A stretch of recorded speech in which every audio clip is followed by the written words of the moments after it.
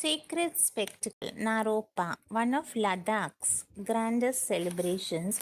Naropa takes place only once every 12 years. Though a modest annual observance exists, nothing matches the decennial spectacle aligned with the Tibetan year of the monkey, when Hemis Monastery draws pilgrims, scholars, and wanderers from across the world. At the spiritual seat of the Druppa lineage, ceremonies unfold against ancient courtyards and painted walls. The festival's most sacred moment is the unveiling of the 6 bone relics that Naropa is believed to have received from celestial Dakinis upon enlightenment. Amid incense and rising chants, the Gyalvang,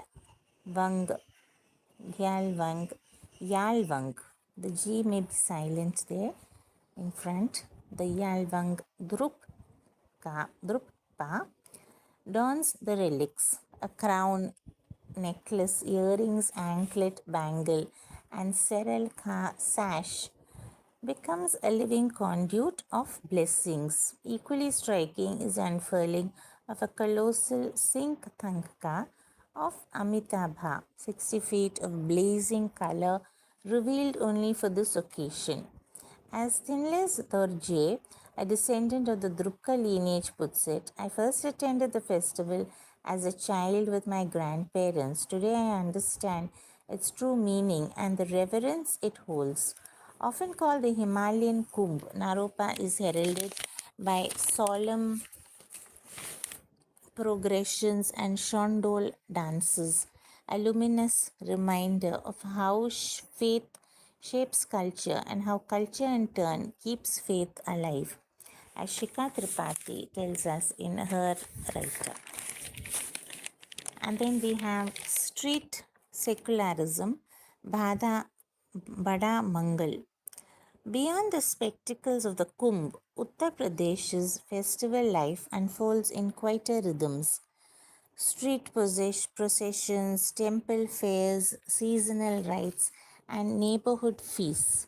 In Lucknow, this is most visible during Bada Mangal. Rishi Khare, a marketing professional, recalls organizing a large bandhara in Hazrat Ganj each year. Growing up in a culture where Bada Mangal is celebrated by everyone, regardless of age, caste, or religion, has been incredibly enriching. Rooted in a 19th century Nawabi legend in which Lord Hanuman cured the son of Nawab Muhammad Ali Shah, the festival embodies Lucknow's Ganga Jamuni Tehzeeb, a syncretic ethic of shared participation.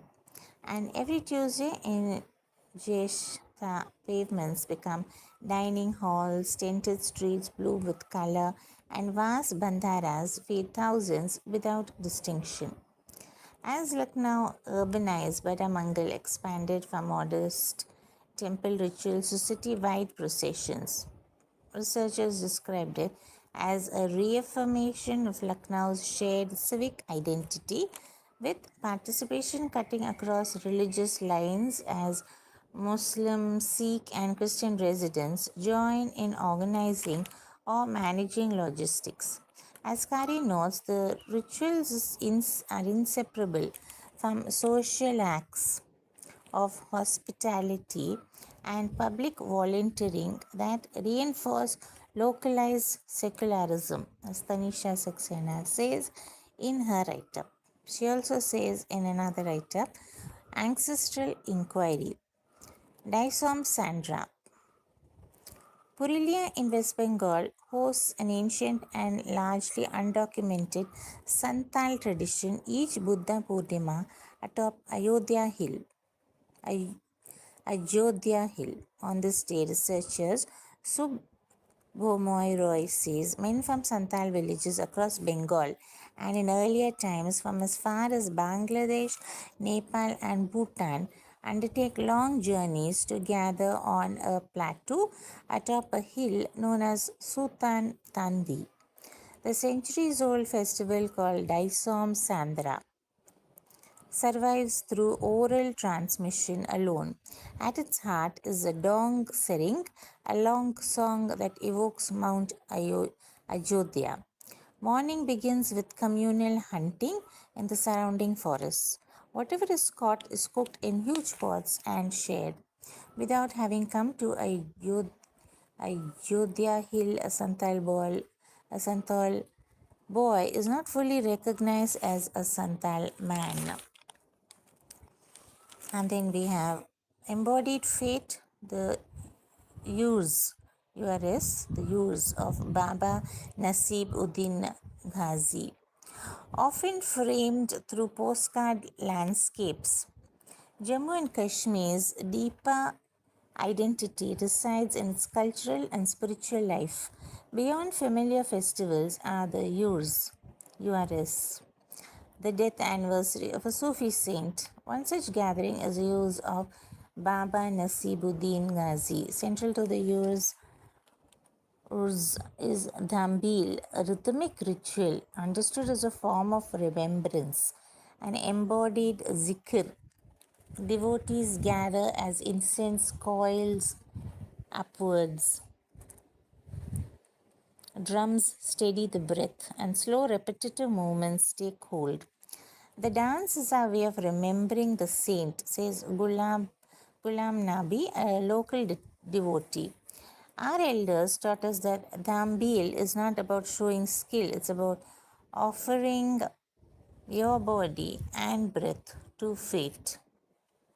For generations, the years have woven a social fabric, drawing people across caste and community lines into a shared courtyard of devotion. Despite modern pressures and fading oral histories, it endures, kept alive by custodians who treat it not as heritage alone but as spiritual duty. The next is the homecoming Karaga, one of Bengaluru's oldest festivals. The Karaga is celebrated by the Vanikula Kshatriyas of the Tigala community in Karnataka, said to descend from Draupadi. According to lore, on her ascent to heaven, Draupadi was seized by the demon Timarasura. She defeated him and promised her warrior sons she would visit them once a year. The Karaga is that homecoming. This festival is connected to nature, especially the old lakes of Bengaluru. There is a puja done, Gange Puja, for 9 days at 6 different places, says Rajiv Nrupatunga, founder of Revival Heritage Hub. Karaga literally means earthen pot. It becomes a vessel of the goddess, balanced on the priest's head, crowned with a tower of jasmine and marigold. Dressed as a woman, the priest becomes her embodiment as drums and Nadaswaram lead an 8-hour, 12-kilometer procession through the old city, as Bindu Gopal Rao says in her write-up. And then we have another writer from Taniksha Saxena who tells us about earthen rituals, Tusu Parab. In the red earth districts of western West Bengal, certain festivals still move quietly through the rural year, barely noticed beyond Purulia. Celebrations like Tusu Parab unfold slowly across nearly a month, marking the end of the agricultural year. It is widely recognized in Purulia, Bankura, and nearby regions as a harvest festival. Cultural scholar Dr. Sanjukta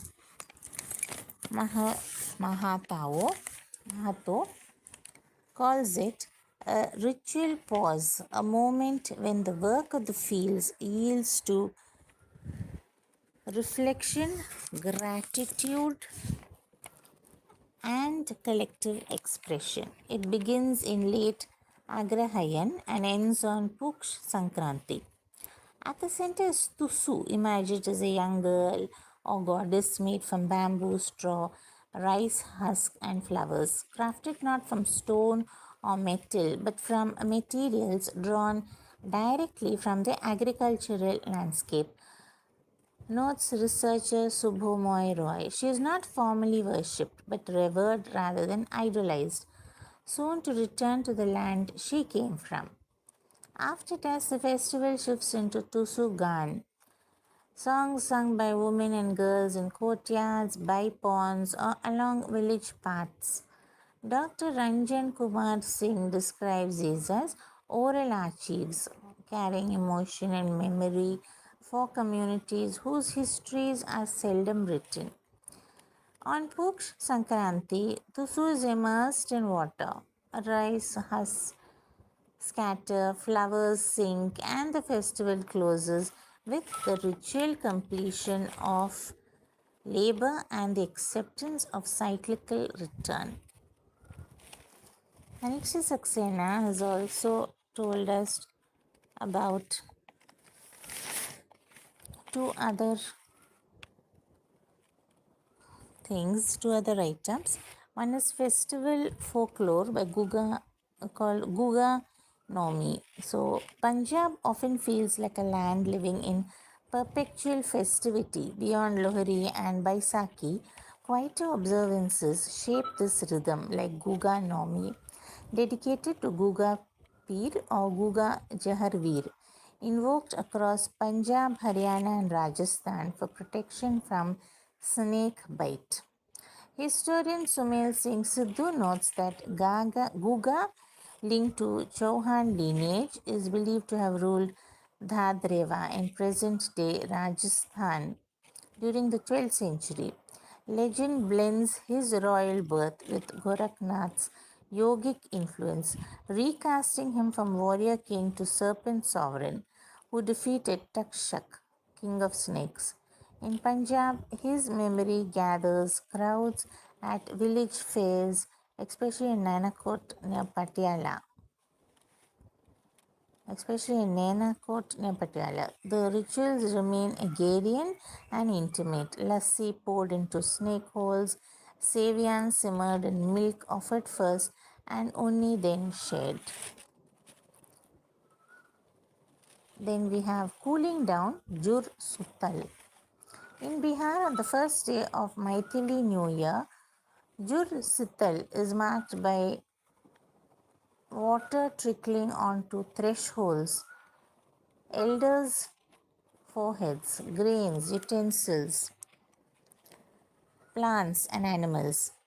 The 2 day festival, Sautwan, followed by Jur Sital, echoes Chat Pujas, reverence for earth and water. At dawn on Satwan, a brief puja offered and a pot of corn, sattu, mixed grains, and money given to Brahmins. Evening brings cooking. Khadi Badi Bath anchors a meal, joined by tarua, timan, vegetables, and sesame laddus. The chulha is scrubbed clean and food will be served the next day. On Jur Sital morning, Khadi Badi Bath is first offered to the chulha. No stove is lit. The day ends at the family Kuldevi shrine with rice and curd offered to ancestors. Scholars describe the festival as aligning social life with seasonal rhythms. Jur suggests settling and Sital cooling of body, land, and relations. Following the Rabi harvest, the festival's domestic quietness, no temple, deity, or public display has helped it endure.